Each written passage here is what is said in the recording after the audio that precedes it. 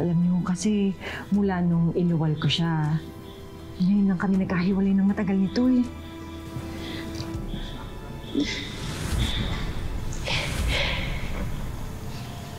Sa totoo lang mo, malaki po yung utang na loob ko sa kanila. Dahil kinupkup nila ako kahit di nila ako dugo. Inampon ka lang nila? Opo. Sabi po ng tatay ko, napulot lang niya ako noon. Eh, nasan yung totoo mong mga magulang?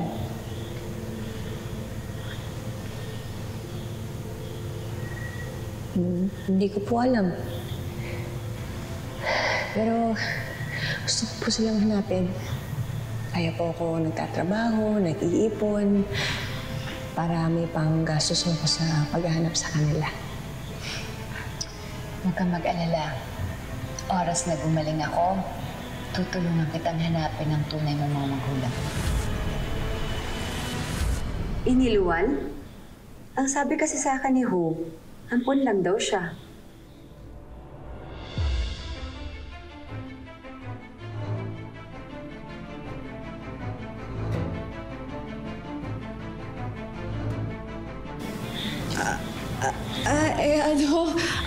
Ganito lang ho talaga si nanay.